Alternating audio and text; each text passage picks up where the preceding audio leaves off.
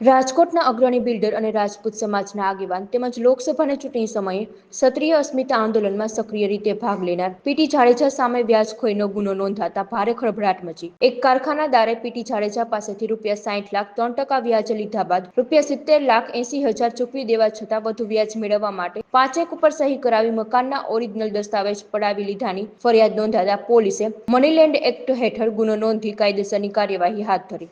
મેં એમની પાસેથી 54 લાખ આશાપુરા ફાઇનાન્સવાળા પીટી જાડેજા પાસેથી 54,60,000 વ્યાજે લીધા હતા। 25 લાખ રૂપિયા મને આરટીજીએસ કરી દીધું હતું અને 29,60,000 રોકડા આપ્યા હતા। પછી દર મહિને 3% લેખે હું એને વ્યાજ આપતો, 1,80,000। 5 મહિના મેં વ્યાજ આપ્યું એને। પછી મને કે તું પહેલી તારીખે આપી દે પૈસા મને। મેં એની પાસે 22/3 લીધા હતા, એટલે મારે 22/5 પૂરું થતું હતું।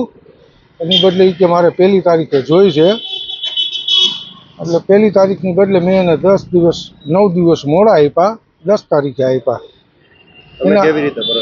મેં એને 30 લાખનું આરટીજીએસ નાગરિક બેંકમાંથી કર્યું અને 30 લાખ રોકડા આપ્યા। પોલીસ પાસે આશા એટલી કે કડક પગલાં લે, આશાપુરા ફાઇનાન્સનું લાઇસન્સ રદ કરે અને મારી ફાઇલ પરત અપાવે, મારું લખાણ બધું કેન્સલ કરાવી દે અને ચેક મારા પરત અપાવે। પીટી એમ કહે છે કે 10% વ્યાજ લેખે 1 મહિનાનું વ્યાજ તારે વધારે દેવું પડે। 9 દિવસ મેં કીધા પછી મોડા આપ્યા ને એટલે 6 લાખ રૂપિયા વ્યાજ ને પેનલ્ટી લાગશે એ જુદી, એ 5 લાખ 10 લાખ જી લાગે એ પેનલ્ટી અલગથી। રાજકોટમાં રહેવા નહીં દઉં અને હારાવાજ નહીં રહે।